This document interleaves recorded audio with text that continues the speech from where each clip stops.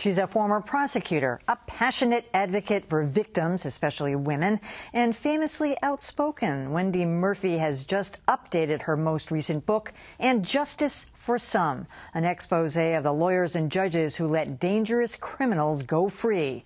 And Wendy Murphy is here. Wendy. Good to be here. Thank you. Thank you so much for having me. You know, you have such a succinct way of putting it, and of course you kind of have this intellectual realization that it's happening when you're watching a trial or reading about a crime, but you just put your finger on it.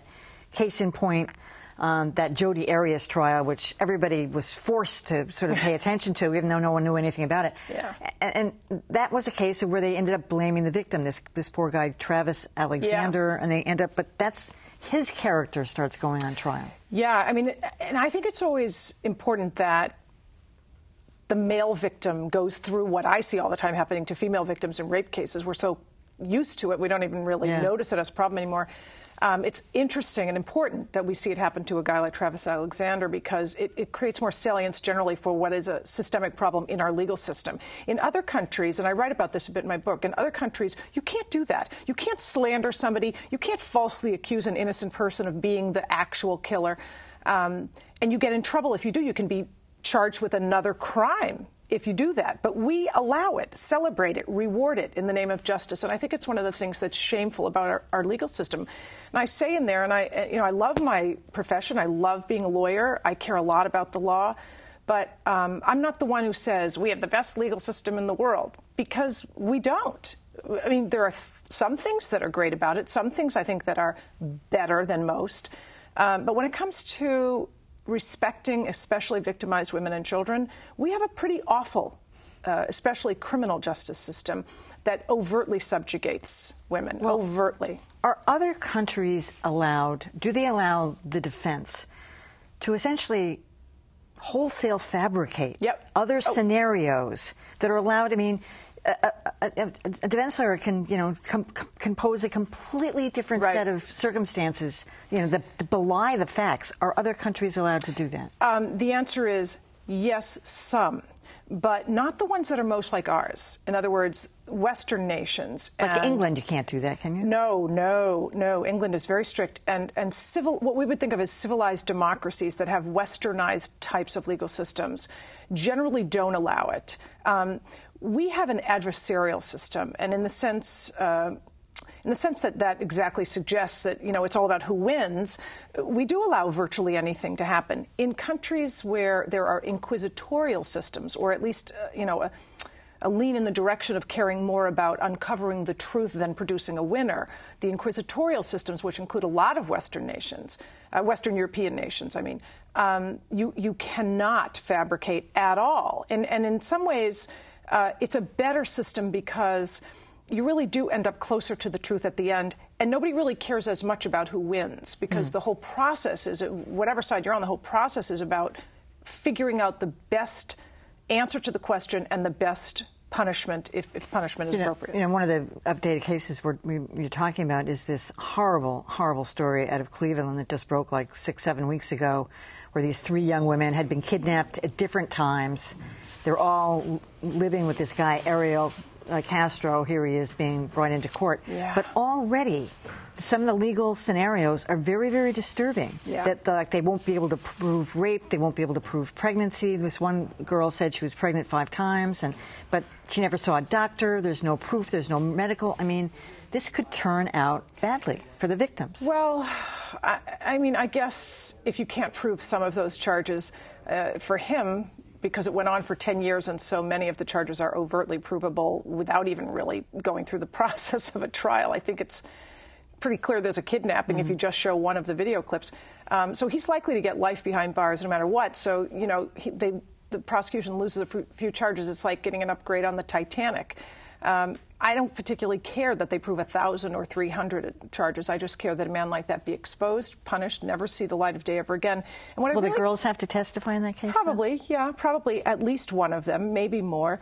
But, you don't have to overdo it, because we don't need to know every gory detail to realize the extent to which he targeted these women and held them captive, and the slavery and the chains, which reminds me, the one thing I said when this case first broke was, Why is he not charged with violating those women's civil rights?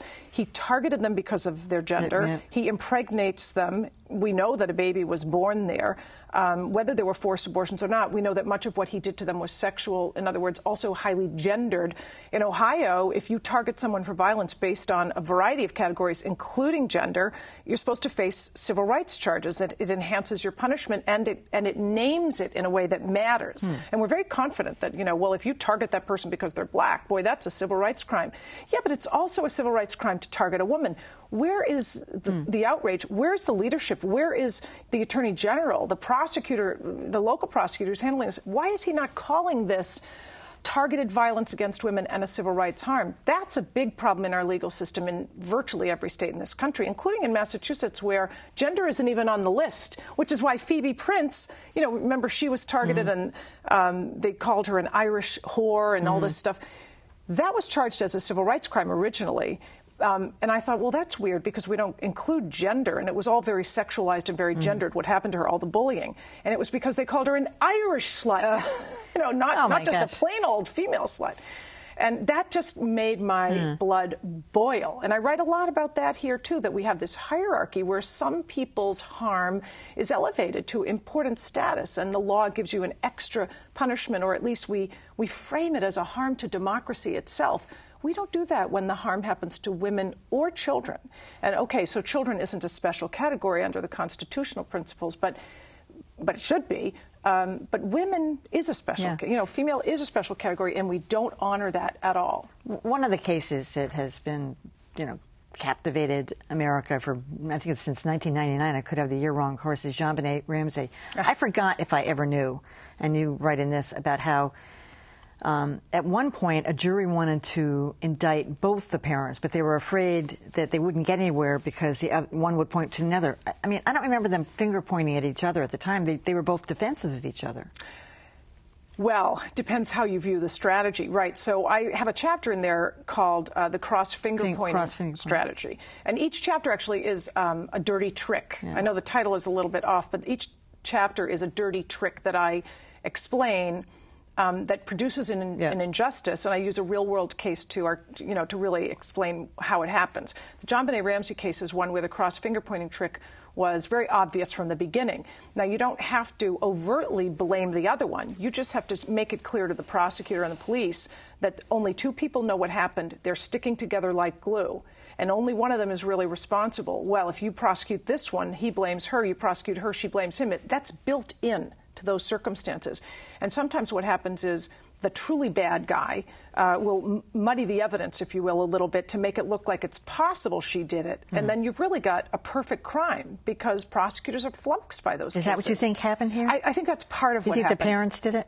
Oh, I think there's no question. I mean, look, you read the book, right? Yeah. So let me tell you one quick story. First of all, I've been covering the case since the beginning. It happened in 1996. The parents were indicted in 1999. They were indicted for child abuse resulting in death, not murder. Interesting, because I've always said she died by accident. The cover-up made it look more gory so that maybe it would look like a stranger did it.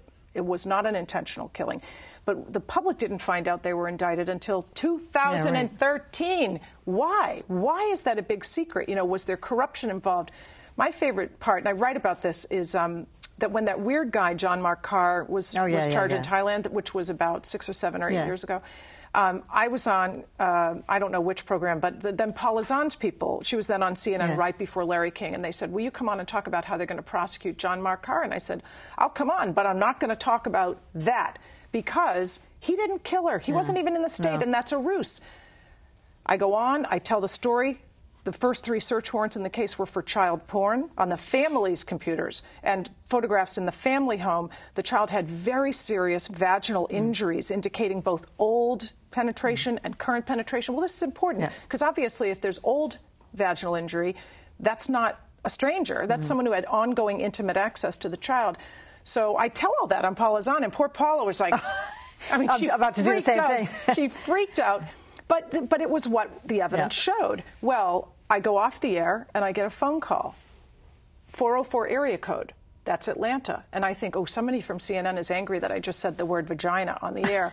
No, it was John Ramsey's lawyer. Wendy Murphy, this is Lynn Wood. I just heard you accuse my client of molesting and killing his own daughter. If I ever hear you say that again, you won't be ex-prosecutor Wendy Murphy. You'll be defendant Wendy Murphy in my lawsuit. Check my record. I said, check my record, kiss my... That's right.